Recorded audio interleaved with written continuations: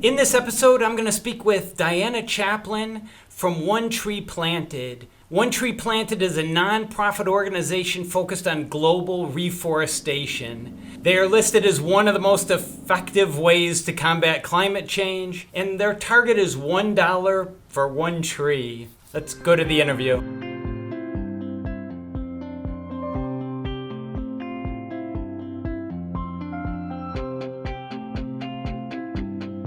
Thanks, Diana, for joining me today to talk about One Tree Planted. Hi, Bill. Happy to be here. So I had some just general questions to start with. How did One Tree Planted start? How did this get going? Where did this idea come from? Yeah, so One Tree Planted began in 2014 in a pretty humble way. Our founder comes from the sustainable packaging world and business. He's also been an educator. He had a really sort of informal conversation with one of his colleagues who was trying to think about ways to implement a CSR program to give back to the environment through business. And our founder, Matt Hill, said, well, you should plant trees. You know, that's one of the best things you can do for the environment. And at the time, there just wasn't really a very simple option for a business to be involved with reforestation in a way that scales and has a genuinely positive impact, where you can see the reports and the stories and all of that. And so, you know, his friend was like, well, you should start that. And so he did. And so those are the beginnings. And really the first few years was just trying to sort of create the structure to make sure that you can plant trees for under $1. It's very important to make the model as simple as possible. $1 plants one tree. So you know what one tree looks like, you know how far your dollar is going to go. So that was always really important from the beginning. You know, and it started with one project, another project, and I joined the organization pretty early on. I was one of the first employees. So when I started, it was Matt and one other person, and now we're about 30 people. So we've come a really long way. We've learned a lot, we've planted a lot of trees, and it's been an amazing journey. Yeah, that's great. And I do like the $1 one tree is kind of a nice target there. And you've been on a bunch of lists for effective ways to combat climate change. So that's actually why I reached out, because of your global reforestation focus. So could you just broadly talk about, you know, where you plant trees, on what type of land? I mean, do you buy it, or how that's done? And I also saw, how do you protect or monetize once they're planted? Yeah, so we have projects pretty much all around the world. We have Africa, Asia, North America, South America, and Australia.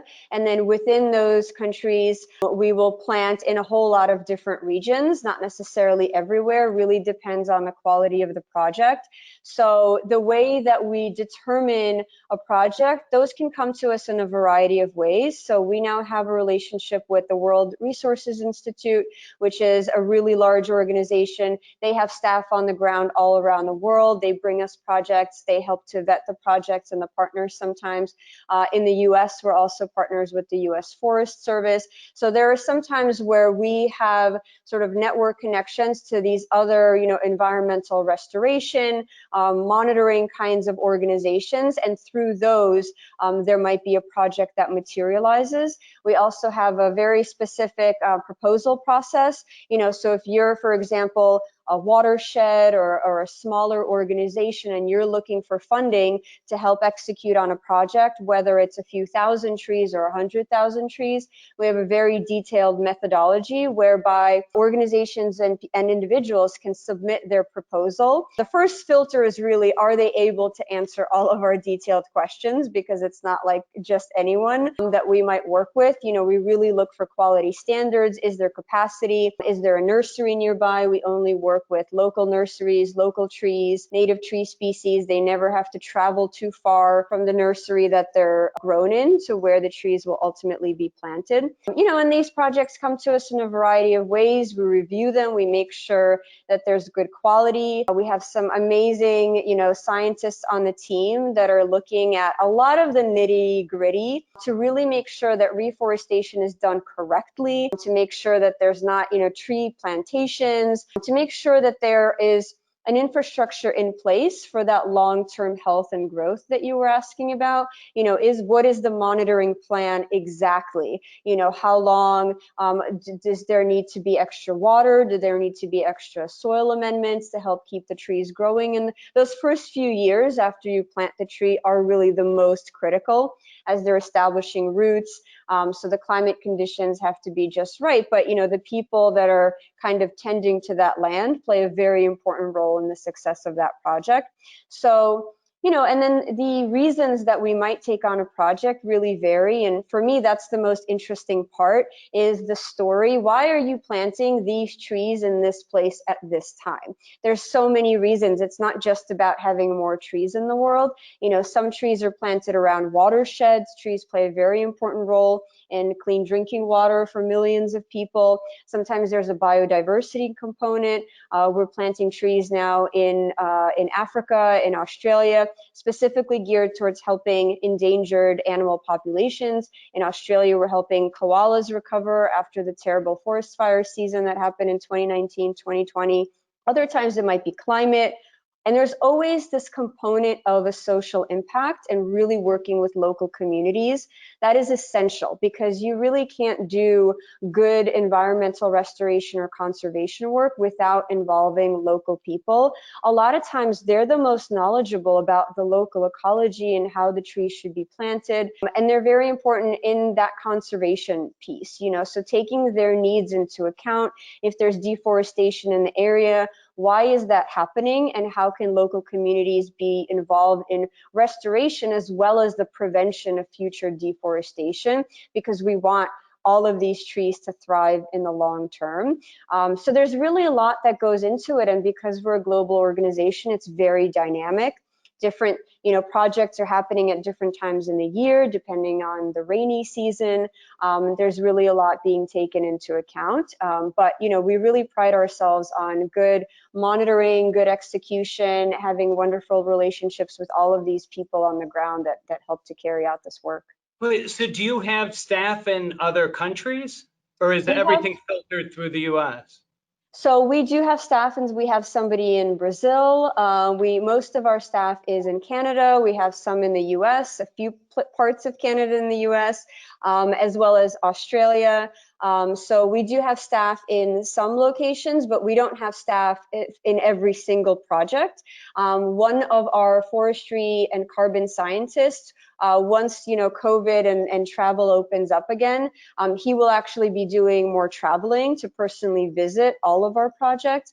But we do work very closely with local partners, and if we do have a relationship with something like the World Resources Institute, they might have staff. So we kind of pool our resources together and do as much collaboration as we can to ensure that there's quality execution happening on the ground. And we also get a lot of visual documentation. That's very important, getting the photos, what's happening, usually on a monthly basis. We get thorough updates, video as much as possible, just to make sure that we can really see what's going on, and so that we can share it with our donors, because that's really important. Donors want to know, what happened with that dollar, what's up with my tree. So we try to be as communicative and transparent as possible, as much as we can.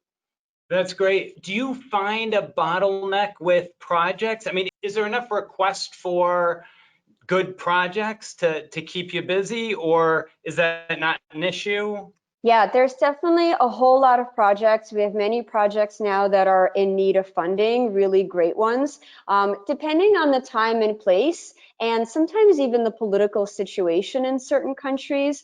So for example, the Amazon, that tends to be very popular in terms of donors. And so we're always looking to expand and make sure we have more quality projects in certain regions. Others tend to be, for whatever reason, a little bit less popular with donors. So those are the ones we try to highlight more in terms of our communications. But generally speaking, there's a lot of restoration work that's being done that is in need of funding. So yeah, we're doing pretty well there. I imagine some projects would be more efficient too, and maybe it's cost of labor or wherever they are, but or volunteers, I guess. It probably varies project to project, whether you're paying staff to implement the project or just doing a volunteer project. Yeah, that's exactly right. The other thing is, sometimes volunteers, they're wonderful and well-meaning. They don't always plant the trees, right? So we basically, when we have a larger reforestation project, we're typically working with either local staff that are our project partners, or, something like an agroforestry project, for example, that might involve a whole lot of farmers that are part of a co-op, that are part of a particular program through which this reforestation initiative is being done. So in that sense, they're kind of like, they're not volunteers. Some of the trees are being planted on their land. They're incentivized to participate. They're getting the trees, the training, and all of these other components for free. However, it's also super important to involve people as much as possible if people want to visit a project or just getting their hands in the dirt. So what we do is a couple times a year, we organize a whole lot of public, free, volunteer events so that people can come. We try to get all of the major cities in the United States so that you can, when we have this, you can go on a page and see, is there an event near me? Yes, and you can sign up, bring the kids, bring the dog, have a really good time and connect with your local environment. And we find that we get incredible feedback when we do that. People just have such a wonderful time. And it also helps to shift awareness, because there's a lot of people that are really concerned about the climate crisis. They want to help. Sometimes all they can do is, try to donate to organizations like ours and change their water bottle and things like that.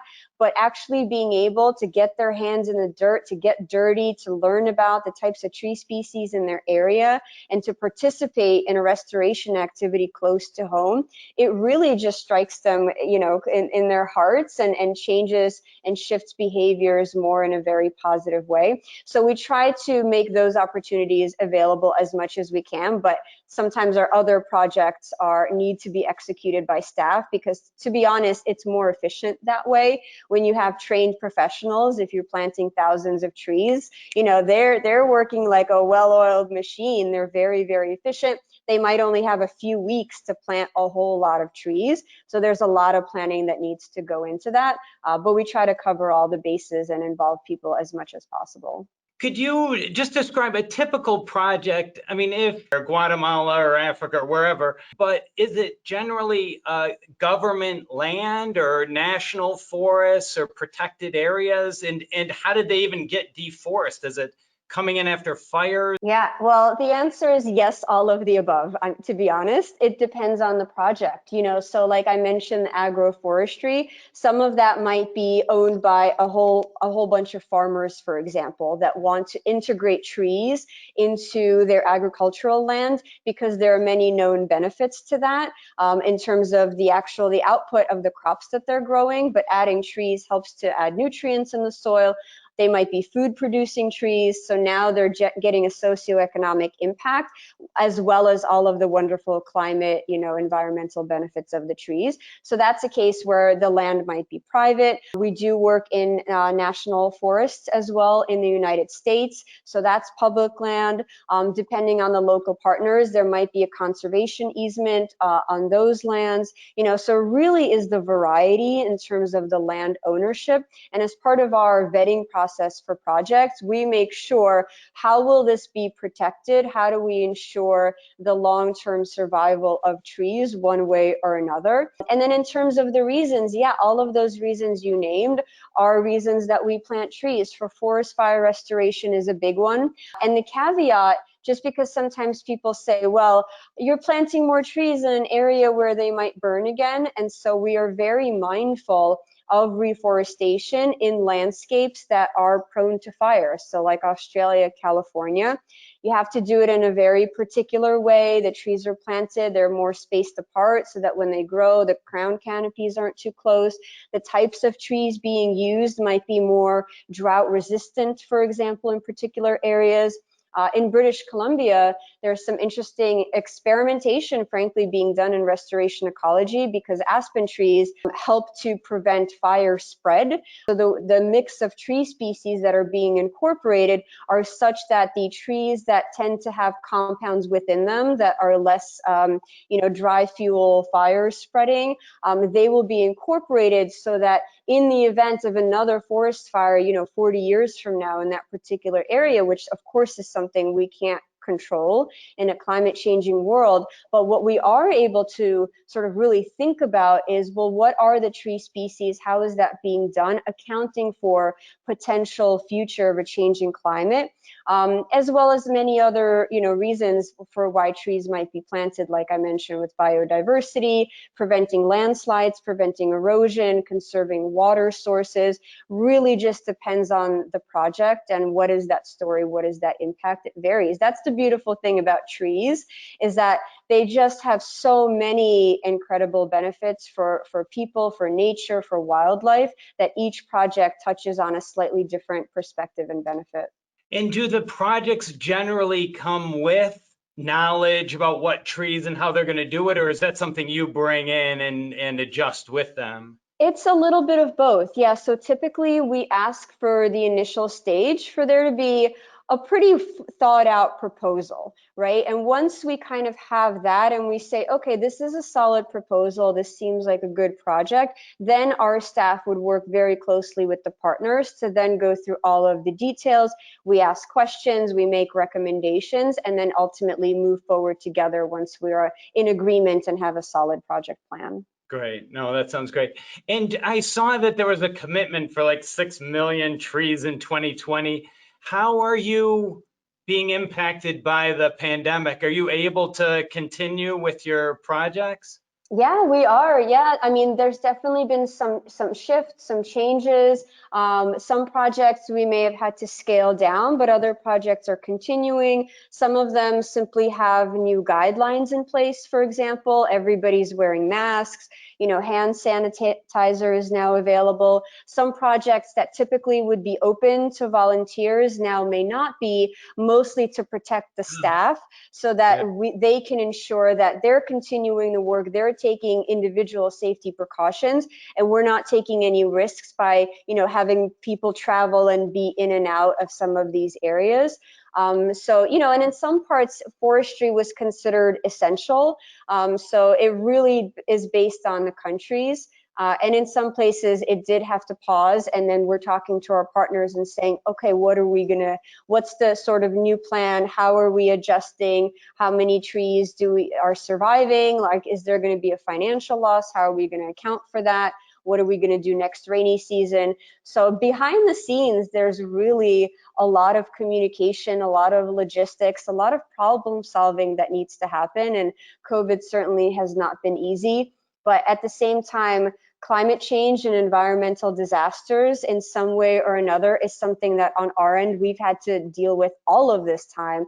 There's infestations, there's all of when you're working in nature, there's always going to be these unpredictable variables that come out of nowhere. So I think in that sense, we're resilient in that way. We can shift, we can adjust, and that's what we're doing now through all of our partnerships. Yeah, that's great. I mean, I'm glad you're able to continue, and it seems like the projects, should be able to continue even in this environment. I guess just there's going to be some limitations or some adjustments for sure. Exactly.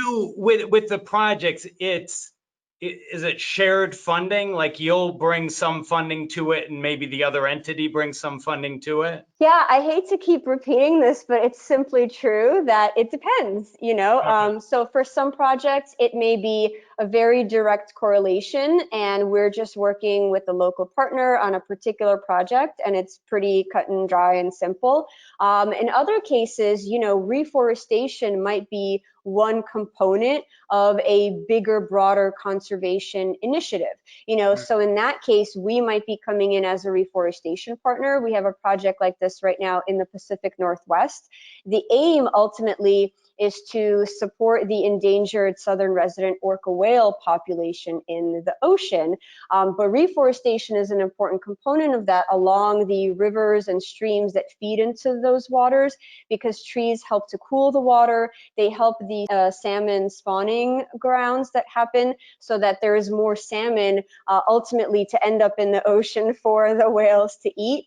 But having healthy Coastal habitats is a very important part of that. Of course, there's other components. There's education, there's pollution cleanup, there's dams, so these are being addressed by a coalition of organizations. So that's an example where we're coming in for the tree part, but we're part of a much bigger story, a broader initiative that has all kinds of things interconnected. And that's the thing about the environment too, everything really is interconnected: the water, the air, the wildlife, the trees. And so yet again, with the project, it kind of just depends, but we like to collaborate and we like to problem solve. So based on the situation, we kind of work together to see what's the best course of action. That makes sense.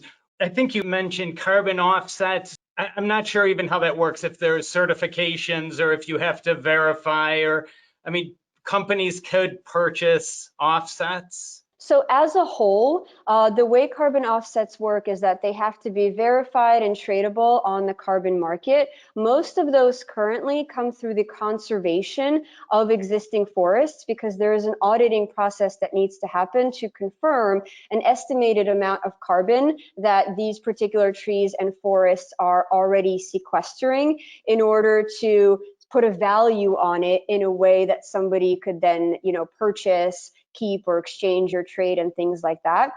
However, reforestation is emerging in this field. The thing with reforestation is that when you plant trees, there's so many benefits that come from this. Carbon sequestration is one such component, but a tree doesn't really begin to meaningfully sequester carbon until it reaches a certain level of maturity. There's variations in terms of tree species and location, how fast they grow, but approximately 7 years is an average. So it's a little bit different in terms of reforestation. You might be investing in future carbon sequestration. Along the way, you're having many, many environmental impact benefits. And so what happens is, some of our projects, the trees are planted in such a way that they are being prepared. The whole project really has to be done in a very meticulous way in order to meet all the qualifications and standard and criteria. So across the board with One Tree Planted, everything is not done in this way, because you can have wonderful projects that have many benefits. They're just not following specific guidelines in order for the carbon to be verified and tradable. But other projects are. So it kind of is across the board. But I do think there is a misconception out there that if you plant a tree, then, oh, you've erased some of your carbon. Yeah. Really, it doesn't work like that. It is a more long-term investment that we're making in future carbon sequestration. But typically, it's more about conservation if you're focused specifically on offsets. Gotcha. And you said 7 years. I didn't quite get that. In 7 years, a tree is able to significantly... Yeah, exactly, because they store carbon in their roots, in their trunk, in the branches and the leaves. And until it reaches a certain size, where it really starts doing that efficiently, as it's growing, actually, they do that. And young trees actually sequester much faster. But in the long term, it's more mature trees that end up sequestering more. So typically when they reach that level of maturity, in the tropical areas, it might be a little bit earlier. In the northern hemisphere, it might take a little bit longer, but approximately 7 years is when typically they start really sequestering a lot more carbon than they were in their, childhood and adolescent years. Sure. I think anything else you want to add? I guess, where can people get more information and where can they follow you? Yeah, we're at onetreeplanted.org.